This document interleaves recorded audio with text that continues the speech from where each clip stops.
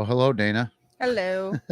Looks like you're the only viewer so far. So far. All right, cool. We'll give people a couple minutes. I'm going to get Austin in here and we'll get started. So, Austin, you're back in. We're live. Dana's the only one watching so far. So, but that's typical how it goes. Usually, it takes a few minutes for people to get in here, and then they'll come in and out throughout the night. So, I won't ask you any real good questions until we get some people in here. You said you're working on a box now? I am, actually. All right. You want to tell us about what you're doing? Yeah, I'm basically just taking a radio out of its enclosure and putting it in a nice little box here. This is the bottom half, and it's like a little treasure box, treasure chest looking thing. And I'm creating some wood panels. Sort of speaker is. It's going to actually go right up top in there. Sweet. So when you open it up, it's going to have the speaker, but I'm adding a sweep circuit to a radio, and you can control the sweep. It's kind of like a spirit box, but we call it a ghost box because it's custom built. It's like hand built, I should say. Yep.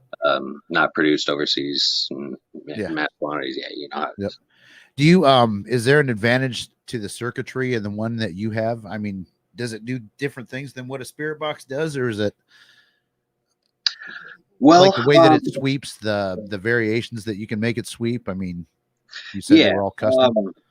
So with ghost boxes, there's actually each builder has their own sweep circuit that they use. It's usually every builder is different. There's not anyone that's better or worse. So they all basically sweep the band up and down, or randomly, or in pulses, or I mean, there's so many different ways that people sweep it, just to kind of something other than just up, down, or backwards. Like we just like usually when like the SB7, SB11, the S box, they start from the bottom, go to the top, from the bottom, go to the top, bottom to the top. Well, these go back forward like that, really fast, and you can like make it insanely fast. And it's another variation of obviously the spirit box, but it's more controllable, and it takes more fine tuning, and some of them almost like are set out to debunk any kind of like station bleeding, like their channel, stuff like that. Yep, so cool. Have you guys have you ever heard of the Estes method? Yes. Okay. Have you guys ever done it with your ghost boxes that you make? I haven't yet. Not yet, but at the same time, I don't know. We don't really ever do it the Estes method, anyways. Yeah.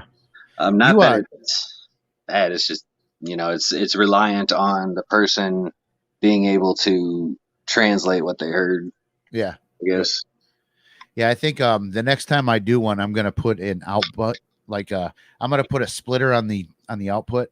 To have a recorder. So that I can send it to a recorder so I can see if what the person said actually matches with what came out of the spirit box. So that's one variation that I'm going to do next time we do it. So we have a lot of success with. Yeah, we've actually had some really, really good sessions that, like, I mean, there's been a few times where we get an answer or two and we thought, oh my God, that's the coolest thing in the world. But then but recently we've done it and we've had some that like go 20, 30 minutes. And it just answer after answer. It seems like if you put some psychics or mediums in the mix, that really makes a big difference. Oh yeah, it definitely. I think so.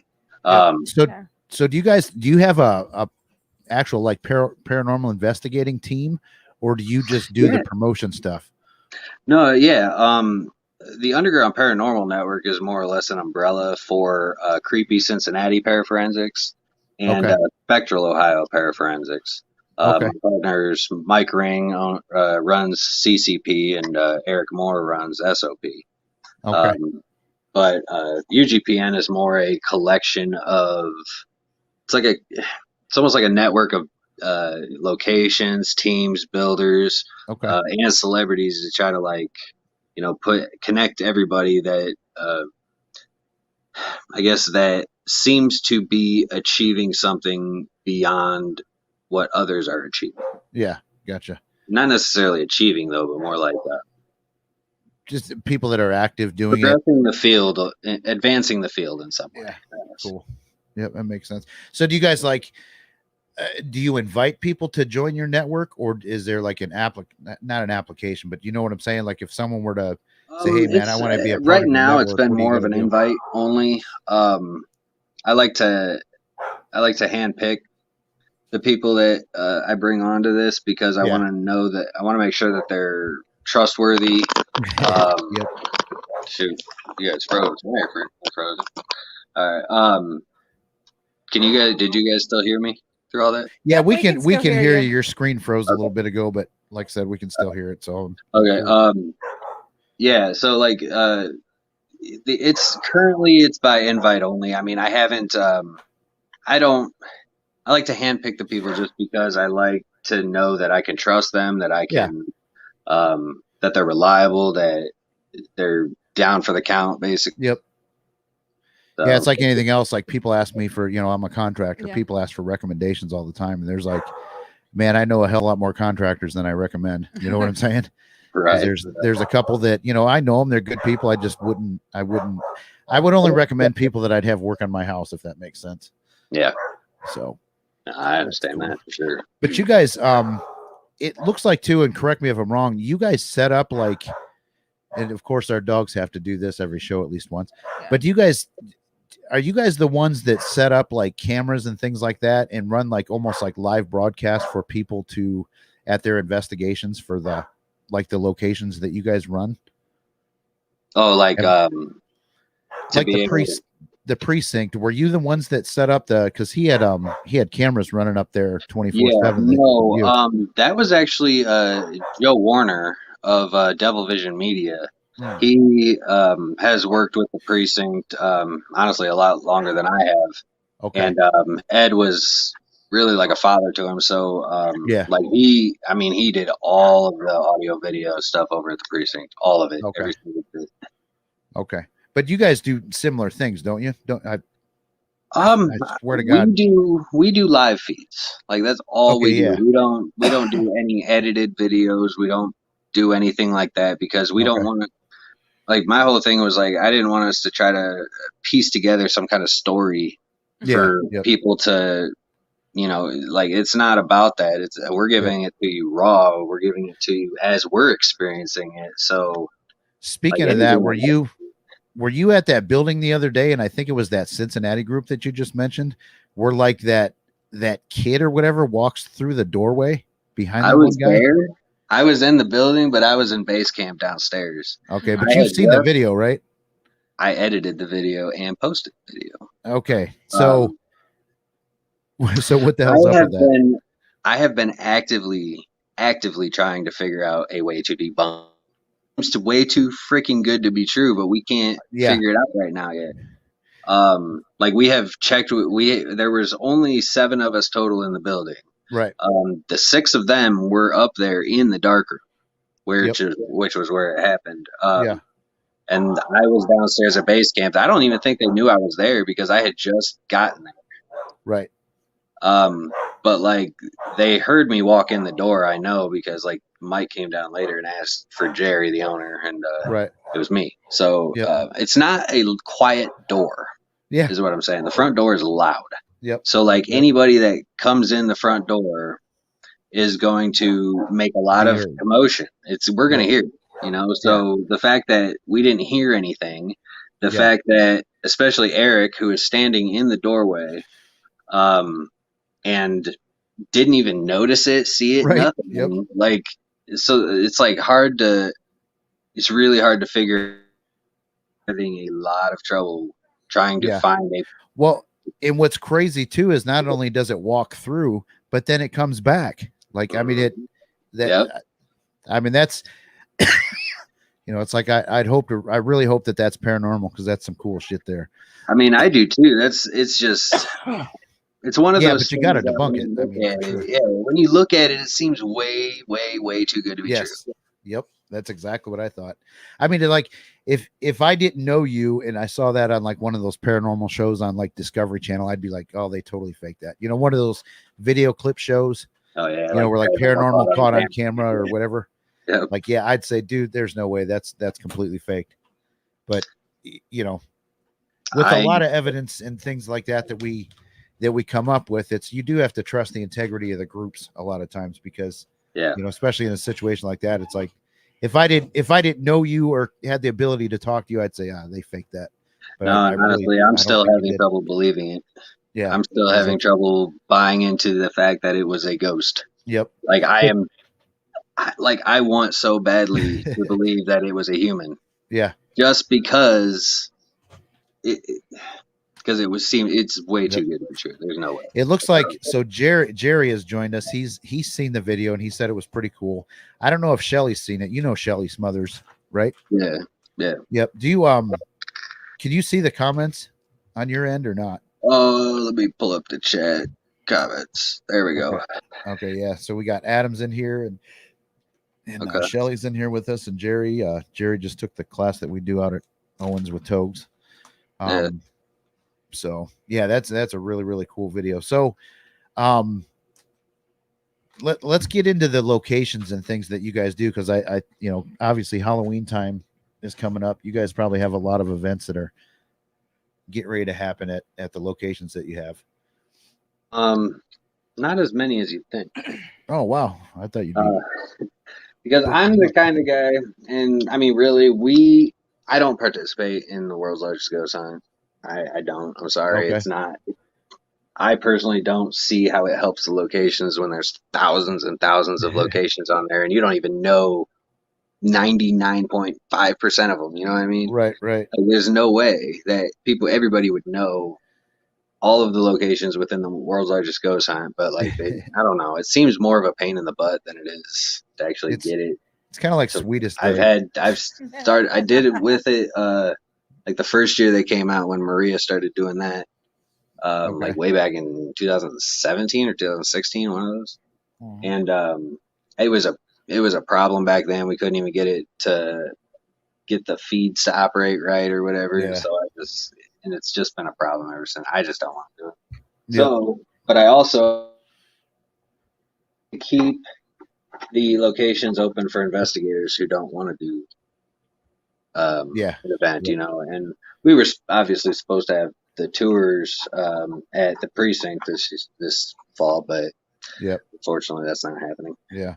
Adam said the same thing, that you know it's a logistical nightmare, that you know their team did it the first time and it sounds like it was a. So what is this? I missed part of it because I was dealing with dogs. I'm not exactly. It's like a holiday for the paranormal people where they do everybody ghost hunts at the same time. Oh, okay.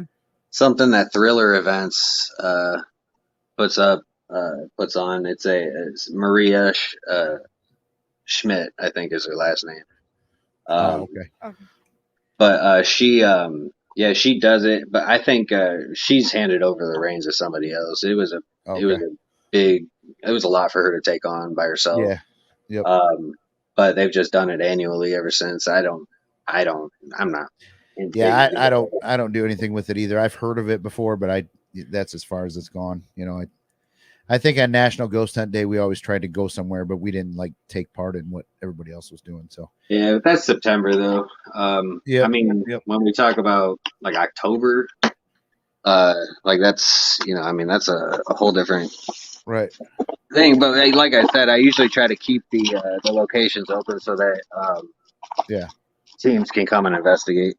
You know, do you stay pretty filled up, or do you have a lot of openings, or what's the status on those? Well, we actually, we have 6 locations within our network, so we stay pretty open. We have at least one available location every weekend.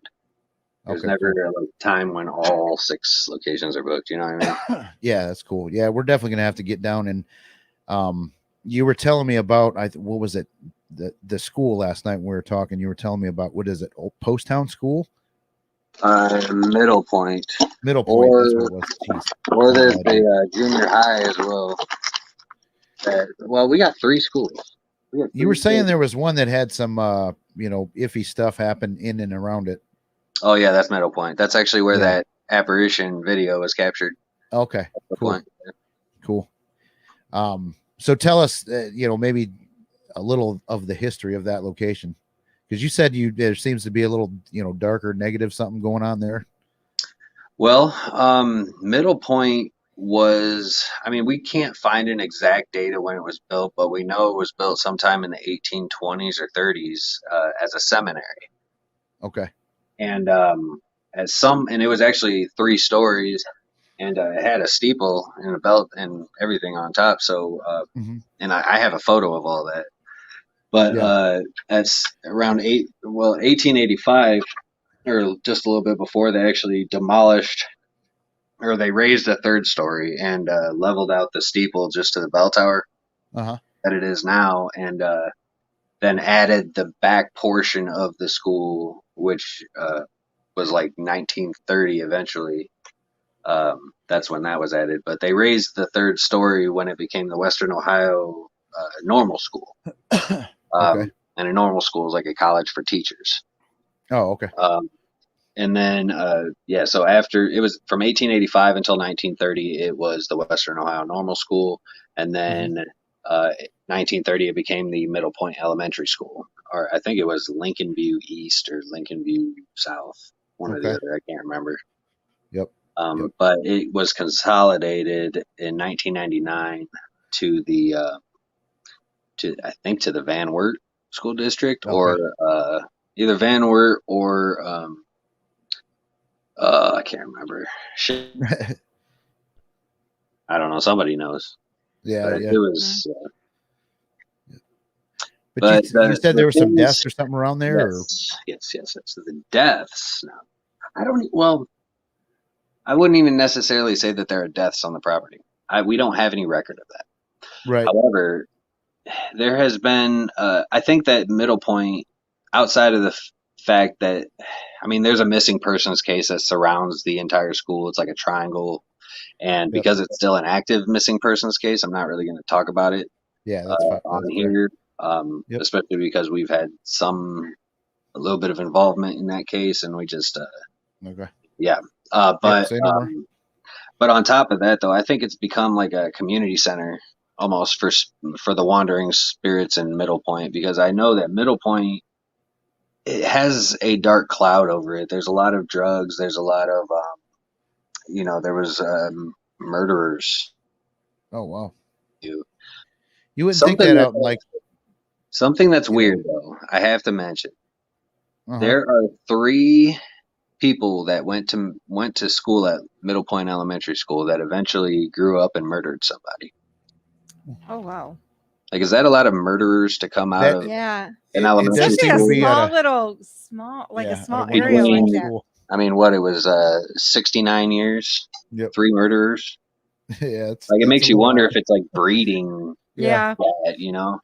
If it was, inner city Chicago school or something like that, I mean, that Yeah. really wouldn't be that big of a deal, but it's out in the middle of the country by the sounds of it. Yeah, I don't even think there's like 2,500 people in Middle Point. Right. So this is something that just hit me, is that it seems like there's a lot of schools that are haunted locations that, people make open to investigate. Do you have any thoughts or theories as to why maybe schools seem to be haunted, like old schools? The fact that thousands of kids with a crap ton of energy walk through those halls every day Yeah. for however many years that the place is open. Kids have their best memories, their worst memories. Kids are bullied in school. Kids are, Yeah. there's so many different things that can happen to children in the school building, that I think that there's a lot of energy left behind from there. Yeah. Yep. And I would also suspect that it could be something like even teachers and faculty that went to or like worked there for a long time.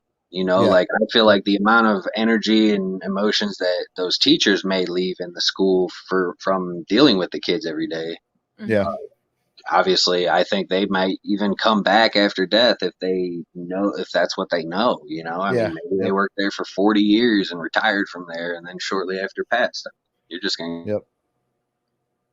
Yeah, I've thought too. You cut out for a second, but I've thought too that maybe like a lot of times those schools end up like empty and abandoned for a while, and I wonder if maybe that's like a quiet place for them to just kind of go and congregate and hang out, and and then all of a sudden some paranormal investigators come in and like run the building, and then they're like, oh shit, we got Well, company. in the case with Middle Point, I think it was more or less like we just started going there and calling to them.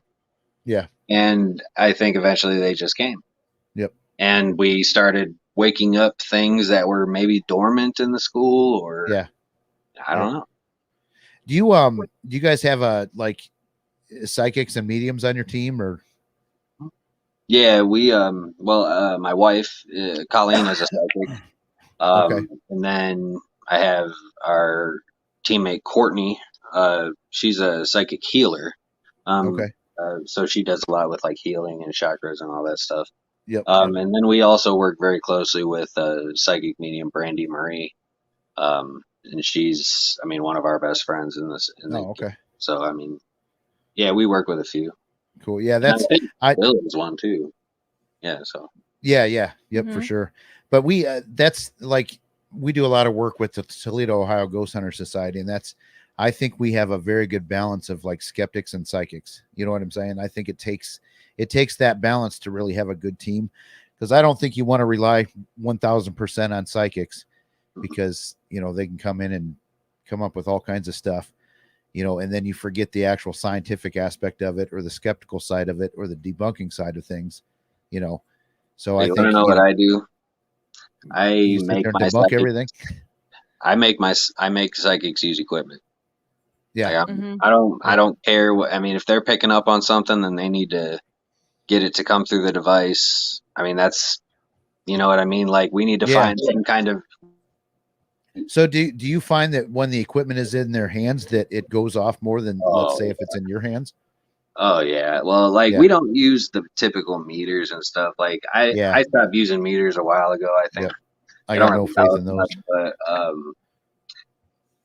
but we use a lot of ITC stuff, instrumental trance communication, like different kinds of ghost boxes, different kinds of audio devices that, and I mean so like when like I work closely with Jay Prather of IDC Devices.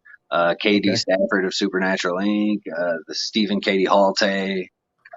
Like I work with like a lot of the builders in the field very closely. Yep. And so everything that we get is kind of genuine. It's unique. It's different. So when I put that in their hands, I think that their energy is like a magnet. It's like it just kind of amplifies the way that the device works, and maybe it's easier for them to communicate through the box. Yeah, Harold is basically called like, and he doesn't mean this in an insulting way, but the medium's insensitive. He basically thinks that they're just like basically human EMF meters, like they just sense it and feel it. You know what I'm saying? And it's but I think, man, I love the fact that you guys make your own equipment, because then it's not bullshit. You know how it's made. You know that it's made to go off, for real, not, some of that equipment, like the Ovilus, pre-triggered. I think it just, it says what it wants when it wants to get you to think that something's going on there. So I think it's really cool that you guys make your own stuff, so that for a fact in your mind that it is a real result. It's not something that's programmed into it. Well, I will say that most of the gear that we have is sponsored from those builders that I mentioned. Okay. So like they actually make majority of the devices that we use. The devices that I've just only started dabbling in building. Yeah. And I have a long way to go before I could even consider myself like a real builder. Uh-huh. But I've been doing just ghost boxes, sweeping radios, and different kinds like that. I mean, I have my own sweep circuit, but I've only been in the game 4 months, so it's not. Yeah. I've seen some of the boxes you made. They look pretty cool. I mean, whether or not they work, we'll just have to take your word for it. But they actually, like, aesthetically, they're very pleasing. So.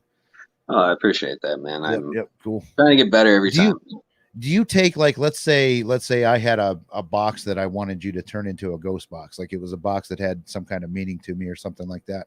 Would you take something like that from your customers and turn it into a ghost box? I mean, yeah, I Yeah. could. So you could, so you would custom build things for people if they asked you to. Yeah. Cool. Yeah, I'm actually doing it.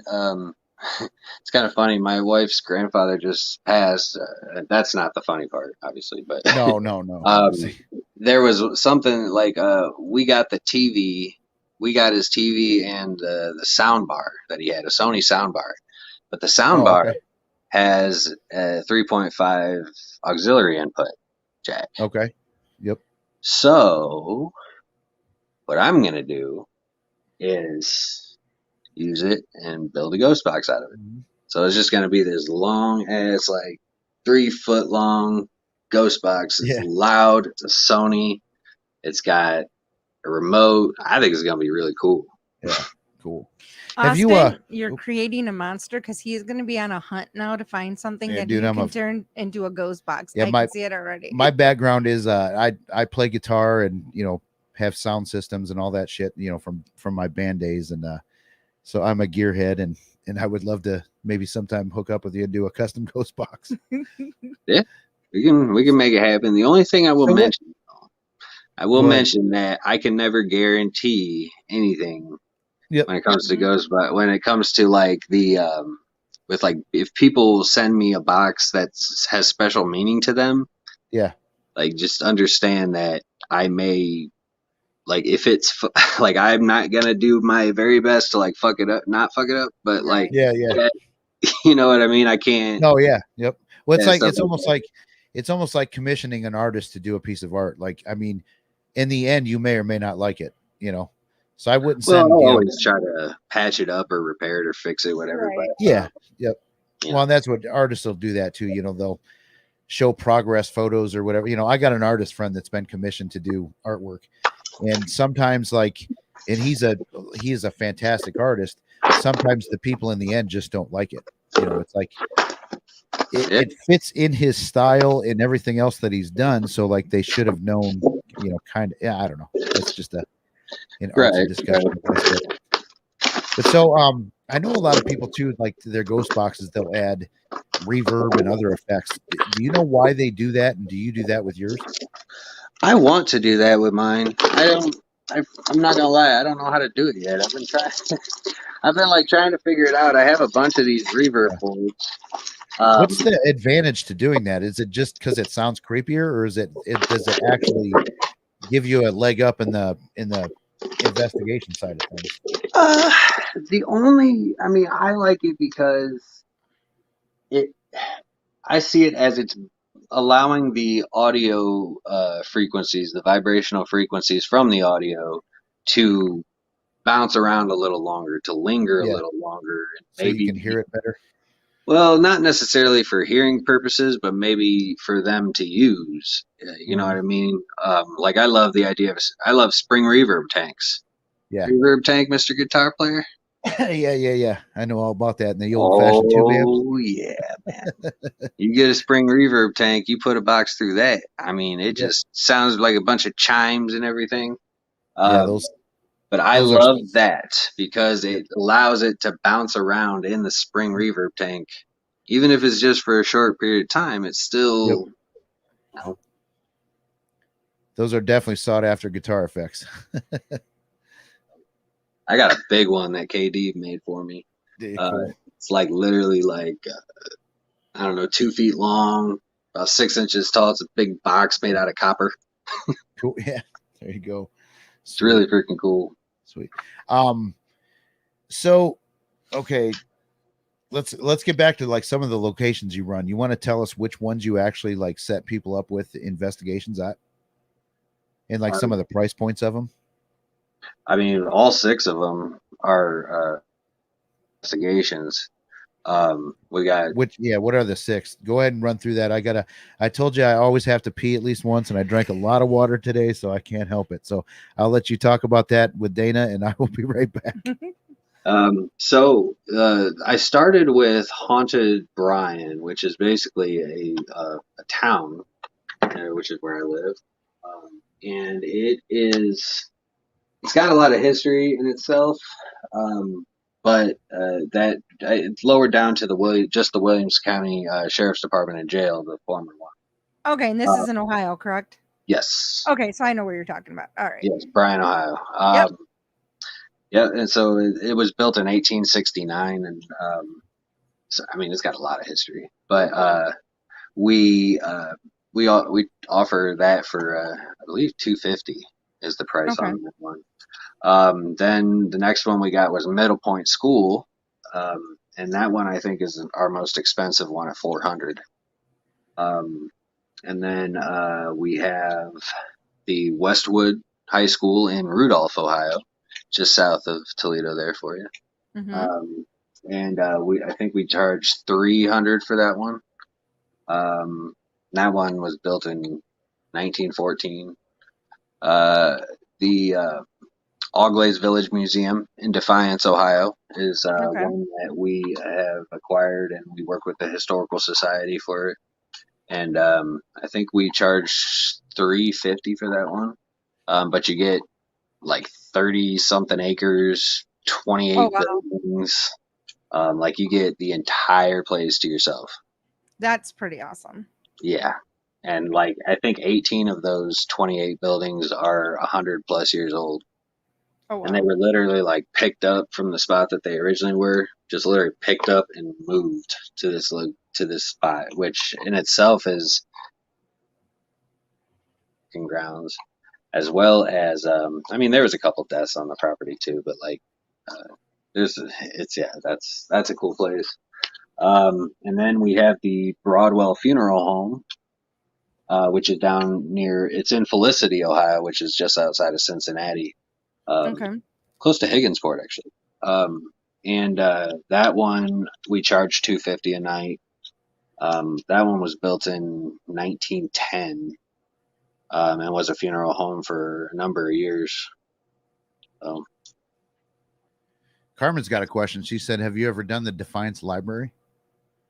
I have not done the Defiance Library, Okay. but Yeah. the other we have a sixth location that we're opening up soon. Okay. I am not allowed to say the location name yet due to the attorney telling me that they would lose a $4.4 million tax break if I do that. So let's, Yeah, we're not I'd going to keep do that in that. your pocket. So, is But there a limit of people that can go to those locations, or do well, you limit them up? for the prices, we charge, or we allow 8 people Okay. Okay. per night. It's from 7 p.m. to 2 a.m. But if you have more than 8 or you want extra time, it's only $25 for each hour or person, Yeah. whichever. Okay. So yeah, And that's if you actually, like, I mean, looking around, your prices are actually really good. Yeah, for the most, I mean, the most expensive is like $400. Yeah. So that's not. Yep. Yeah. No, yeah. And prices plus, are we good. even do package deals too, like where you can pay $200 as a down payment, and you Mhm. can pick. Well, currently, because of the precinct being on hold for Mhm. now, you can pick 5 different locations or 5 different nights. Sorry, 5 different nights between now and a year later, and pick a location per night. You don't have to have them all at the same time; they can be spread Right. out. And the $200 is taken away from the total price. And I think like even if you were to do all 5, it's like 1,500 or something. But take Oh, okay. 200 down, and then it's only 1,300. But the 1,300 are actually brought like it's split up between the locations Mhm. unevenly. It just depends on the location. Mhm. And then you just bring it in cash the night of for whatever you Yeah. owe that respective location. Yeah, that's cool. That's a good deal. Yeah, I like I said, I wish I would have hooked up with you about like or thought to ask you where your locations were and what the prices are, because I had a person from California that's coming into town, and she'll definitely be here, so I'll be looking you up because I'm taking her to Don and Kelly run the Main Street School. South Main School, yep. Yep, in Bowling Green. So I'm going to take her there this time, but next time she comes in town, I know she's going to be looking for investigations So, So, you got South plenty of Maine them. is a great place, though. I like South Maine a lot. Yeah. Like, Yep. me and Yep. Don have done, like, because Westwood and South Maine are right there, like 20 minutes, not even 20 minutes from each other. Yeah. Like, Yep. we've swapped nights before. It's just like, hey, we'll go there, you go here. Yeah. Yep. Cool. Yep. I've been to the school quite a bit because Don is very nice and lets Harold's field trips run through there a lot of times for the Owens class. So that's We actually went there last Halloween. yeah, we did. Don let us just on a whim stop out there. So we took my sister and brother-in-law and we went down there and just hung out for a couple hours and had fun on a Halloween night. So we created a monster that night. Yeah, we gained a ghost hunter, Dana's brother-in-law. He's he got next an thing you know, he's starting to get for Christmas. That's how bad yeah, it he's starting was. to get ghost meters and stuff like that now, and he's funny too because he's quiet about it, but then he'll come in and he'll be like, "Hey, just want to tell you something. Sitting back in my room and I was kind of feeling weird, and so I got my ghost meter out. And what's it mean when it goes all the way to red?" So it's I told him, I said, well, if it's a constant red, I don't know. The ghost meters, I'm not too big a fan of the ghost meters, but yeah, you froze up again, but it's fine. We can still hear you. So Yeah, Kelly's saying now you just guys are back. no, Kelly, I apologize, Kelly, because anytime that they have an event there, Kelly has to go too. So, we definitely take up a lot of their time, and I know they don't get full rate from us. I hope we make it worth their while, but at least I got them a paying customer this time. So Yeah. I'm pretty stoked about that. And it'll be fun too for me Hi, to actually, Kelly. because a lot of, what's that? He was saying hi to Kelly. Oh, okay. I said, It's funny too, because as many times as I've been in that building, I've really never got to investigate because I'm always, taking a class through where I'm trying to film B-roll stuff, or because you said you don't like to do videos for stories and stuff, which everybody has their niche, but I actually like to do a little storytelling with the video stuff that I do. So and it's not like I don't hate and I don't knock anybody know. who wants to do that, because I know a lot of people that love the documentary filmmaking and all that stuff. Just for me, it's too much for me to deal with on top of everything I'm dealing with. So it's just easier. If you're running 6 locations and Yeah. you've got a couple groups in your network and all that other stuff, trying to edit film would be the least of my worries. So. Yeah.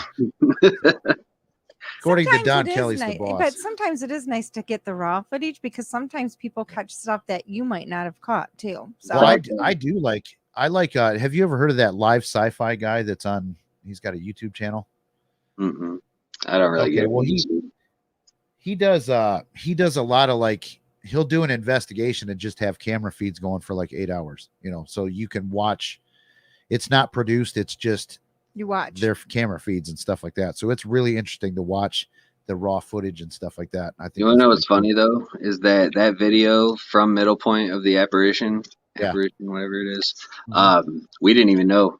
We didn't even notice it until I got a call from one of the people that was watching. Right. Mhm. And told me, I swear we saw an apparition at this time code.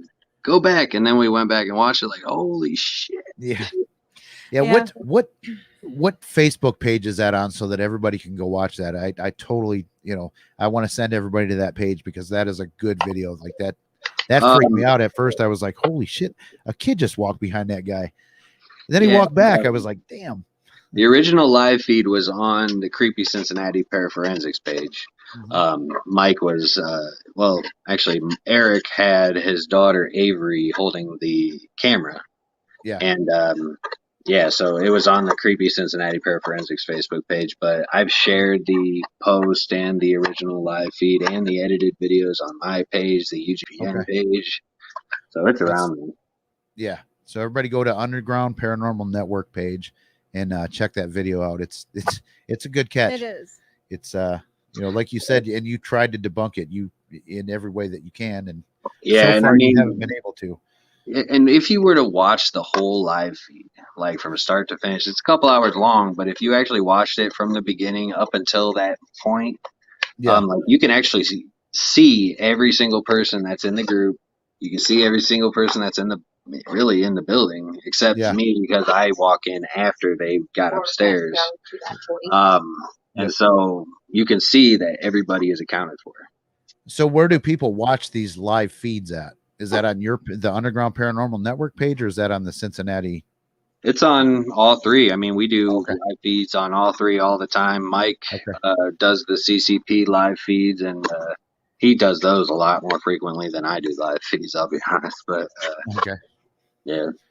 Yeah, Or that's the cool. Underground Paranormal Network page, too. It's or Spectral Ohio Paraforensics. Too many pages. Yeah, I'm gonna have to follow some of these guys because, like I said, I do enjoy watching the raw live feed stuff. That's, to me, that's really interesting. There was one day I was watching the cameras from the precinct, and it was on like a Tuesday afternoon or something like that, and I was checking them out, and I heard a bunch of people talking and stuff, and saw these just these shadow things moving. I'm like, oh my god, dude! I hope to God that's real people in there. Yeah. I think you actually even went into I said Ed, something to Ed about it. Did you? Because it was the middle of the night or something, and nobody was there. And he was like, "Hey, was there someone there?" Because it wasn't like somebody like it. It seemed like everybody had left, but he kept hearing. He was like, so he actually did message. He was like, "Hey, was there people around?" And I think it ended up being that somebody was in there working, but they weren't working in the normal area, and they were off camera and never really went on camera. But Ed, I mean, Ed worked all day there, with his day job, and then at night, him and his workers would build stuff, Yeah. Yep. So you're still with us, right? Yeah. Okay. Yeah. Speaking of Ed, let's talk about Ed for a little bit, because I think everybody knows by now that I don't want to say the paranormal world lost a good friend, but I think the world lost a good guy that day. Ed passed away from COVID. And Austin actually, was one of the guys that set up some of the investigations and things at the precinct. So you probably knew Ed a little better than I did. Is there anything? Don't share the story that you shared last night, if you know which one I'm talking about. we try to keep it PG-13ish. But go ahead and tell us about Ed a little bit. And then I got a video that I want to play. I made a little tribute to him. So Ed was one of a kind, man. He was somebody that, I mean, he would give you the shirt off of his back if he knew you had to walk home cold. Like, he would give up his. He was so caring and so kind, and I mean, just he lit up the room anywhere he went, man. When you saw that big guy smile, man, it was like, yeah. But he was one of those guys that just never quit, never felt like it was the end of anything. Like, if he was still breathing, there was a way he was going to dig out of that hole he was in. It didn't matter. Yeah. Like, even with all the problems that he had, but right before he passed, his mindset was always, the only way to go is up. Yeah. Yep. He was inspiring in a lot of ways. He motivated me to work harder and kind of get over my own anxieties and stuff. He's been, and he was like a father to Joe. I mean, he was a great man, just a great man. He was definitely one that I tend to get overwhelmed a lot with I'm a contractor and I'm just busy all the time. My brain's always going. There's always text, phone calls, blah, blah, blah. But he actually, his way of, if you accomplish something I don't know, he just had a really good way of breaking it down, that on days that you don't think you did anything, but you actually did, if you accomplished something, And when you talked to him, he calmed you. What I think he said something, you eat an elephant a spoonful at a time or something like that. It was just a good quote from him. It's actually, I'm going to go ahead and play this video real quick. Cause he actually, I think that he says that in there, but it's, let me get to it here. So yeah, let's all watch this video first. It's like 2 minutes, 30 seconds or something like that. So I'm going to go ahead and play it.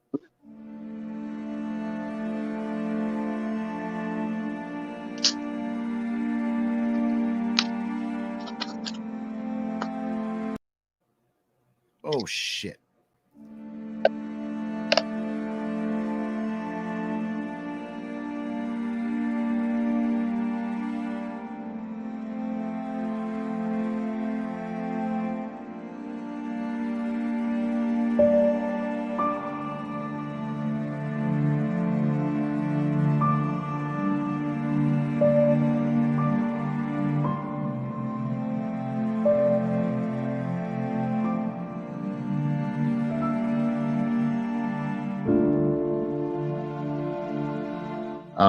We have Ed Steele from the historic 6th Precinct in Detroit, Michigan. He's restoring the building, and probably the first question, Ed, out of the gate would have to be like, what made you buy a police station? That is such an odd buy. Got here in '94 and spent about 25 years raising 4 kids and everything. Got to the point about 2012 where I started feeling like I wanted to do something to kind of get involved with the community, try to help with the rebirth of the city, because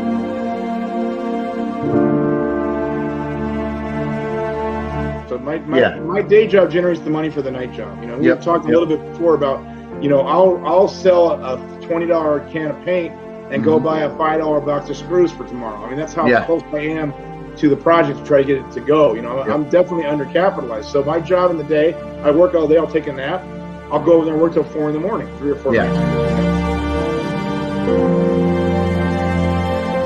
But I mean, that $20 theory is just fantastic. Let me share this. That show was probably 6 months ago at least, right? I think so. Yeah. Yep. Okay.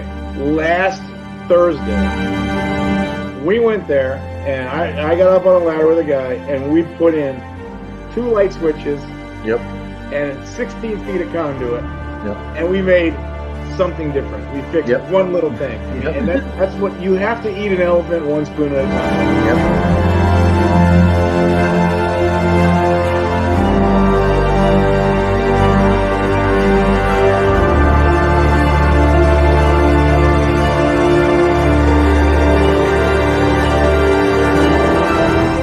Maybe we've left out that. Well, let me say that, listen, in the very beginning and to this date, the only group that's really reached out to me and really shown me love and support is the paranormal organization, the paranormal world. So I am eternally grateful. They Somebody's need out a there. dating site like that, like a dating site. They need that to find out people that have a passion Yeah, like that. yeah. Hook them up with a millionaire Like just to do that. Tinder for history buffs Yeah, and exactly. builders. Bringing history buffs with guys that have cancer. Right. Sweat.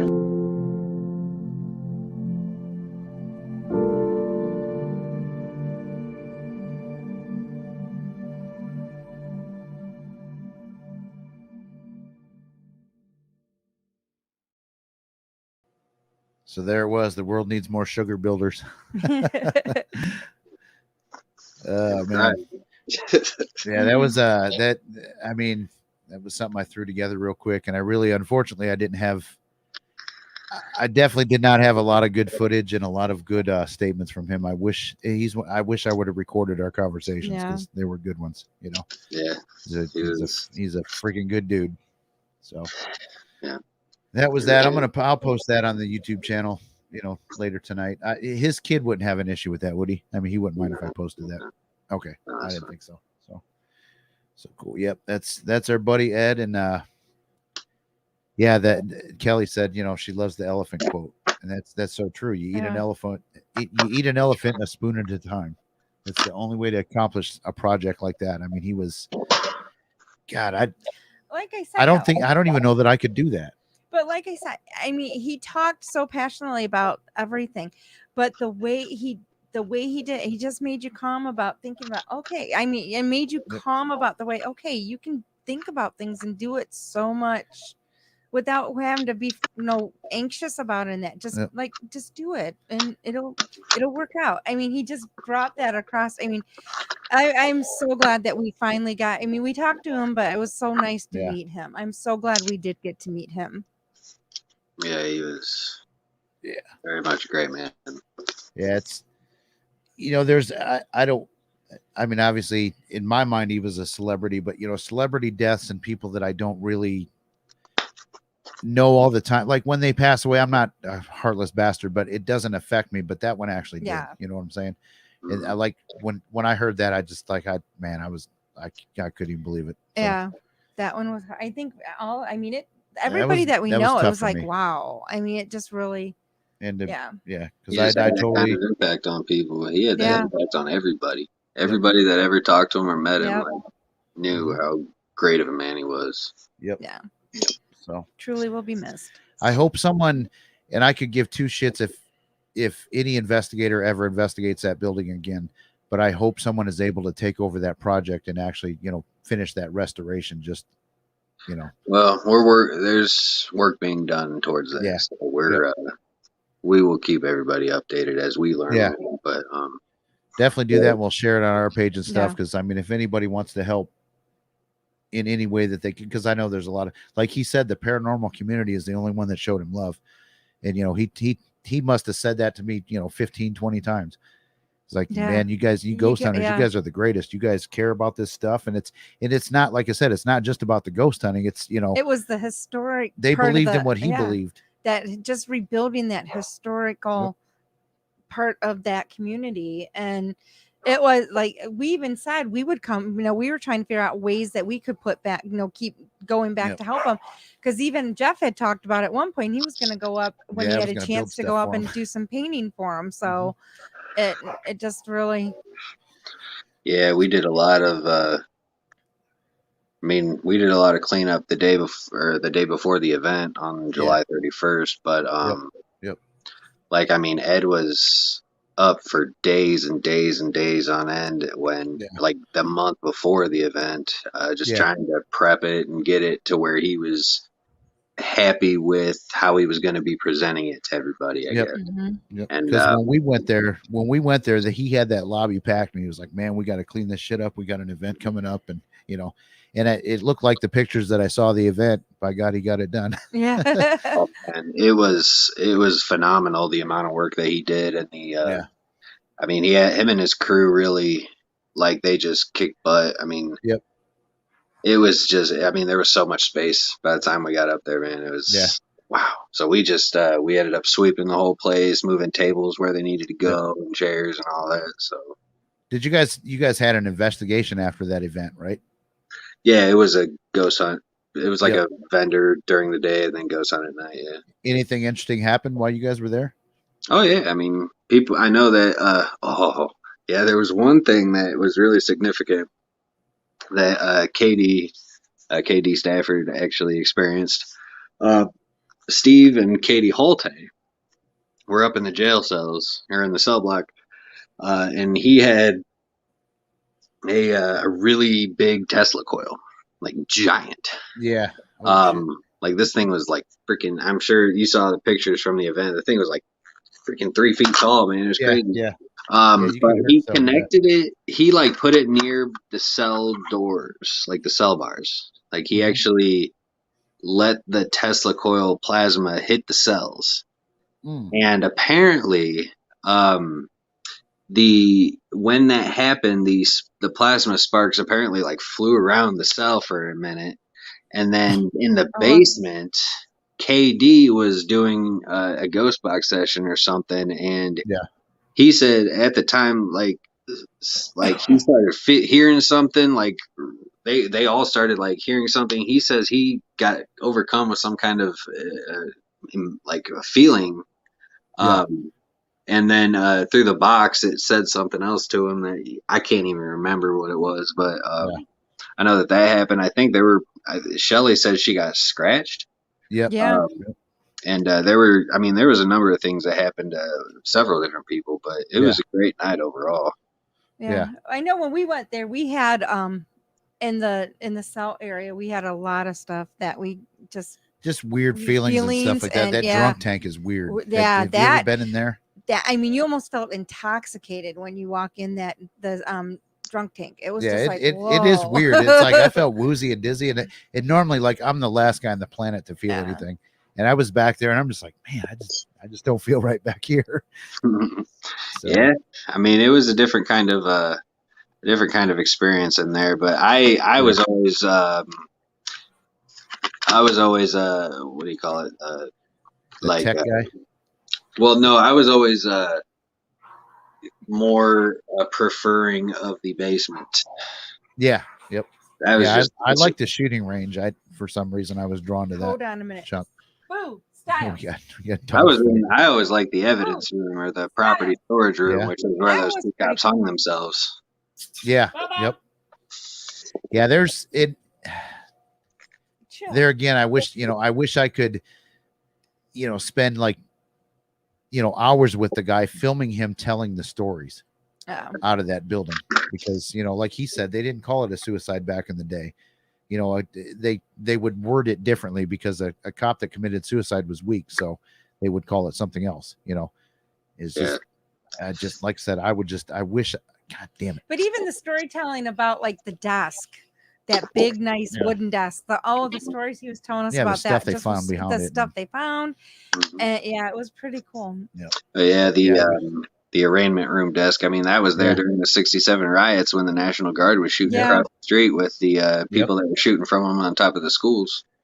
Yep, my opinion, that's the coolest picture in there. Seeing that National Guard guy laying on the floor, you know, with his gun aimed at the snipers that were across the street. That's just, you know, you can see the fear on those other cops' faces, you know, that are off in the background. It's just like, wow, that's history there, you know. Oh yeah, it's a beautiful place, man. It's so much history, man. Yeah, but like I said, you know, even if no one ever investigated there again, I mean, I just that building needs to get done, and it needs to get done right without drywall. Yeah. Any son of a bitch ever puts a piece of drywall in that building, they need to be shot. I agree. Maybe in the offices it might be okay, like. Yeah, but that was one thing he told me. He said that is a rule in this building. There will never ever be one sheet of drywall hung in this building. All righty, then. That's so it's got to be done that way. That's the way you wanted it. You know, that's the way it's gonna be. Yep. Anyway, we're approaching the hour mark, and you know, is there anything else that you want to talk about, that you want to promote, that you want to talk about what you do, or shout out your, you know, where people can buy your ghost boxes? And well, I definitely want to give a shout out to I want to mention the 2 events that we have coming up. One of them is this weekend actually we're doing 2 nights down at the Broadwell Funeral Home. We're doing ghost tours, and we're doing haunted history tours during the day, and then at night it's like $50 a person. We're doing like a full scale ghost hunt of the property, both Friday and Saturday night. So there's 2. What are the dates on that? 17th and 18th of September. So like tomorrow. So that's this weekend. Yeah. Okay. Like tomorrow and Saturday. What city is that in? It's in Felicity, Ohio. It's down near Cincinnati. Tickets are on sale. You can find the link on the event page on the Underground Paranormal Network Facebook page. Yep. And you could buy tickets to either date. You can pick and choose. But then the next one, we also got a public event coming up on October 9th, and at Middle Point School in Middle Point, Ohio. That's also $50 per person. Just it's a full scale ghost hunt. Again. Cool. So and that's sweet. Yeah. I would love to join you on that one on the 9th, but we're getting married on the 23rd, so I'm kind of banned from booking any additional events. So. Yeah, we have a paranormal thing we're doing this weekend, and then I'm kind of stepping out because I'm allowing him to do some classes next month. But yeah, we've already come to it's like you can't do very much until after the wedding. But we do have stuff going on the week after the wedding. We're actually going to try and so normally our October is very busy, but this year our November is going to be very busy. With the ghost stuff, because we got a few ghost stuff that coming up in November that there again I can't talk about it yet, because one location it's a killer mafia story, and it is haunted, and we do have evidence, so I can't wait to tell that story. So so anyway, we are right at the hour mark. That's okay. You said you had 2 events. So you did that in the Middle Point. So So everybody, after this is over, go to the Underground Paranormal Network, and you can, search the page, because you can go to other pages of a lot of people that we've talked to or talked about tonight. As well, and the event tickets can be the event pages on the UGPN Facebook page, or where you can find the ticket links. Cool. Yep. Perfect. Well, hey man, we appreciate having you on.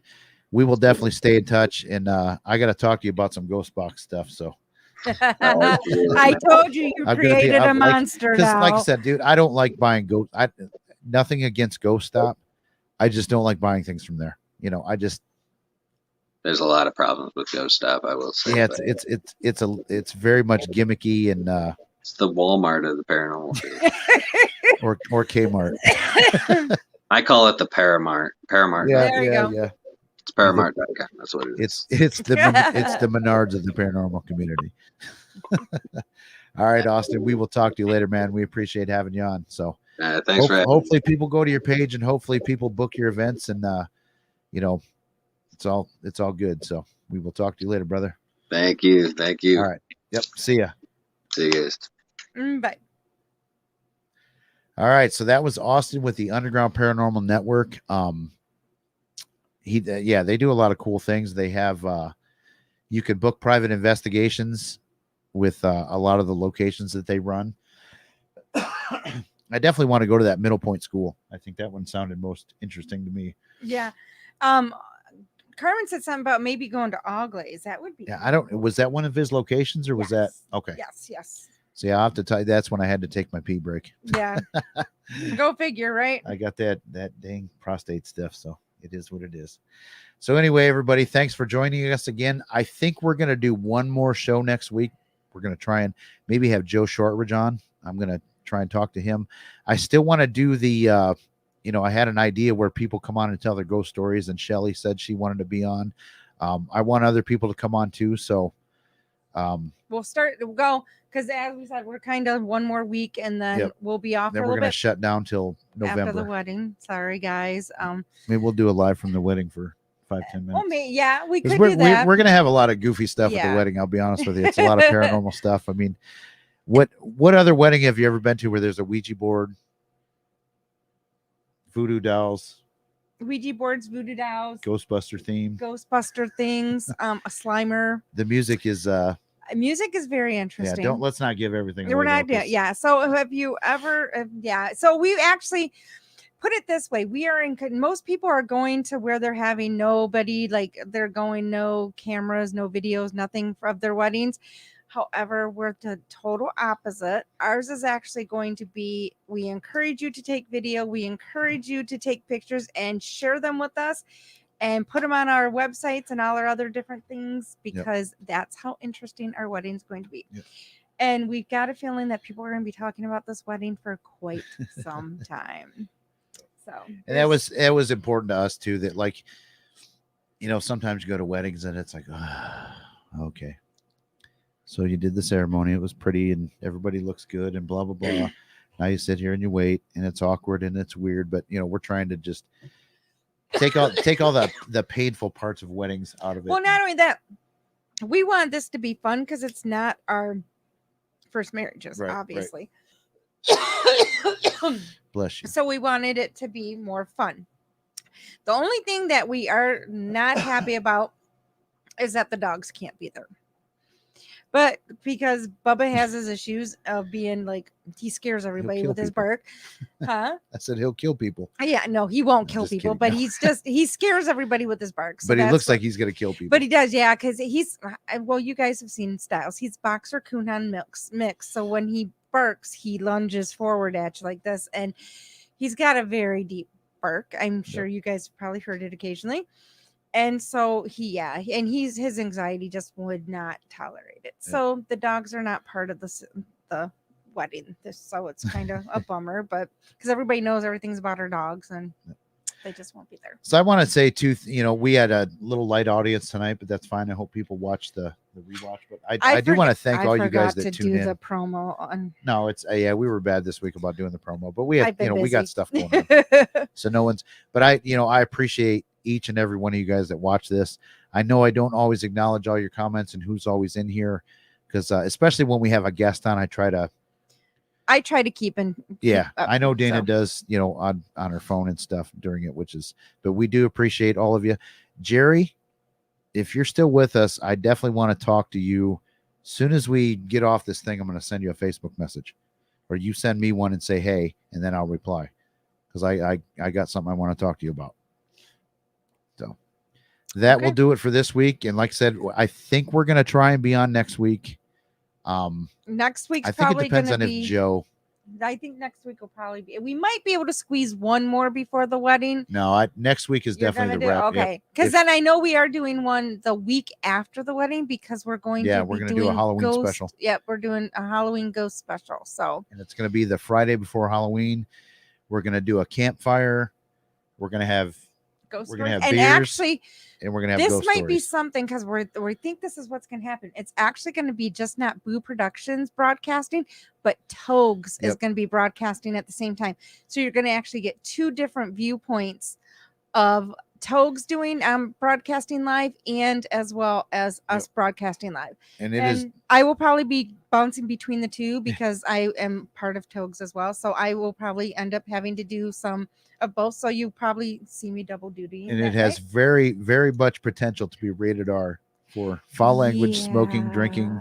We will put a disclaimer, I think, on that one. We probably should put the wording up for that we'll one. put a disclaimer on that one when we do that one because it's going to be a little, and it's but the weekend before Halloween. The whole trick is, and hopefully Harold's not watching because I don't want him to know my plan, but dude, if anybody has ever heard Harold, like after a couple beers start telling ghost stories, it's entertainment for hours. Like the camera's going to be on him.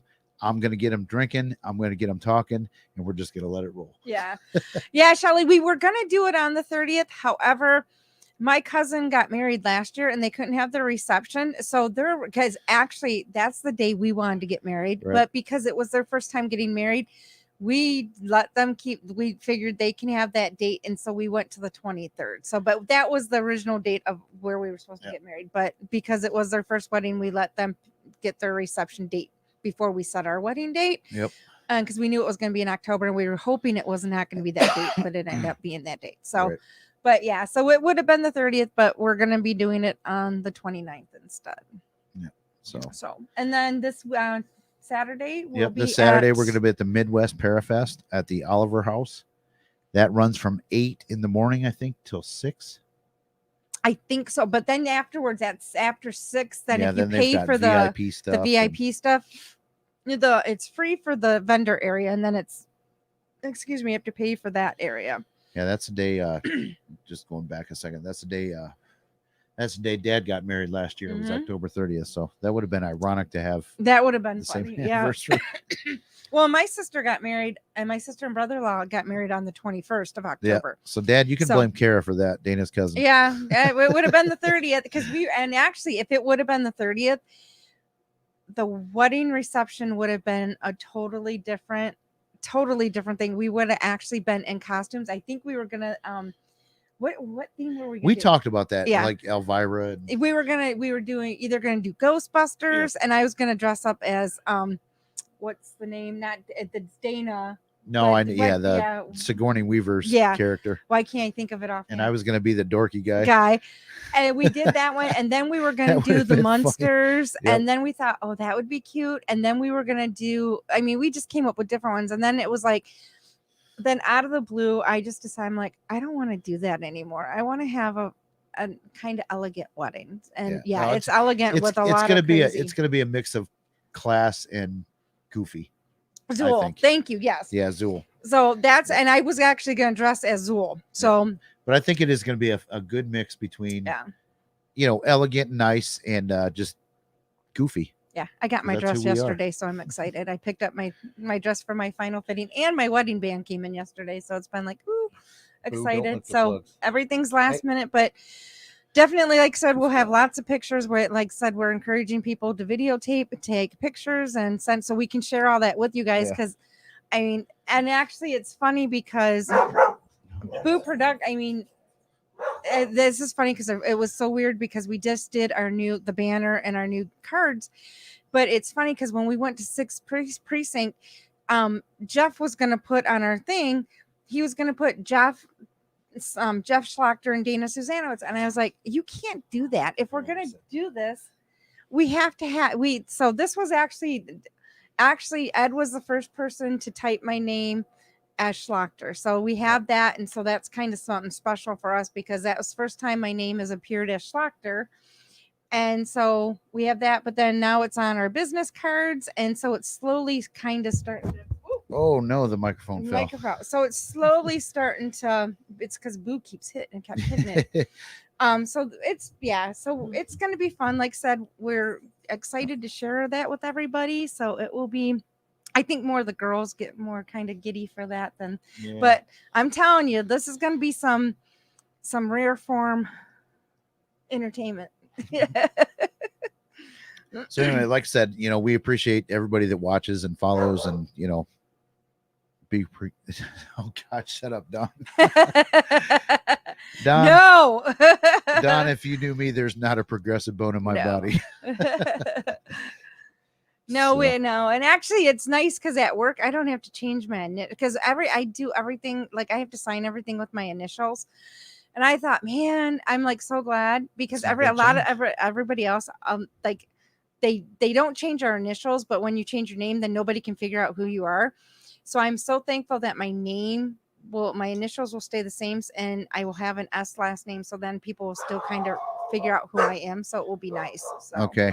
I'm going to give, so this is a bonus to everybody that's hung out for an hour and 11 minutes. I'm going to give a clue. So I've been working really, really, really hard on a documentary that I can't talk about. I've given a couple little clues, but it's at a location that, like, if we say who it is, when the story's over, we're allowed to reveal it and all that other stuff. But I'm going to give a clue tonight. This was a Christmas gift from Dana's daughter, Jenna. I'm just going to give a little clue tonight as to what that's about and where it's at. Gotta tip it. There you go. And it's the name is not on the poker chip, but these are vintage. I got 5 of them. There's another unique one. These are you can't see what the light. Yeah, you can't see what they say, but like these are actually real poker chips from the casinos back in the day. Like, these are really, really sweet. But it's a little clue into what we got coming up on November 7th, and then hopefully I can finish the documentary and reveal it to everybody. So, and that's still going to be a work in progress, not after just that. Yeah, dude, it's going to be because I've even started researching some of the stuff that we're doing with. Yeah, I can't even I seriously, I have no less than 100 hours at least at this point, just in doing research, and it's a topic that once you.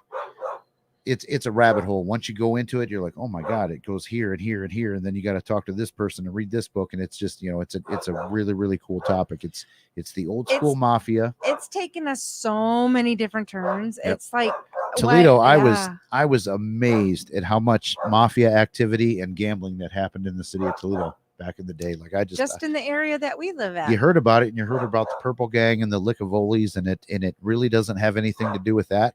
But there was so much that was going on in Toledo back in the day with the mafia and the mob and the gambling and booze and liquor and all that other stuff. So, but anyway, we've done this long enough. It's hour 13.